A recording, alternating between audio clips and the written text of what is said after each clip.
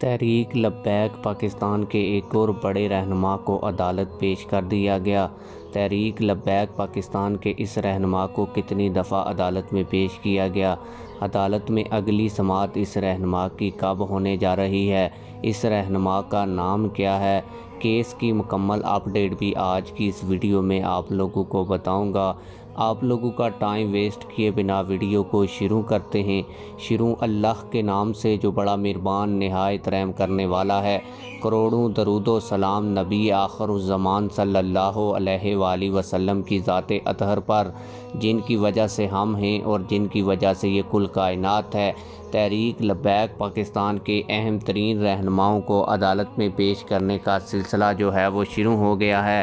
تحریک لبیک پاکستان کے ایک اور اہم ترین رہنما کو عدالت میں پیش کیا گیا، اور ان کی عدالت کے کیس کے حوالے سے اگر آپ لوگوں کو بتائیں تو غیر قانونی اور جبری گرفتاری کو 6 ماہ سے زائد کا عرصہ گزر چکا ہے، تاہم تاحال ان کے کیس میں کوئی واضح پیش رفت نہیں ہو سکی۔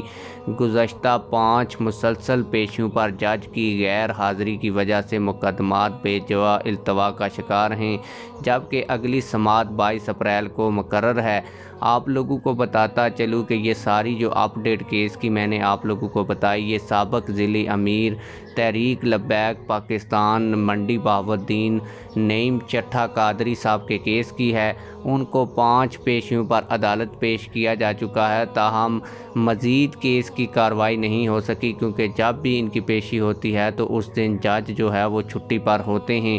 آپ لوگ اس حوالے سے کیا کہتے ہیں؟ نعیم قادری صاحب کے حوالے سے کیا کہتے ہیں؟ یہ کمنٹس میں ہمیں ضرور بتائیے گا۔ ملتے ہیں کسی اور ویڈیو میں۔ اللہ حافظ۔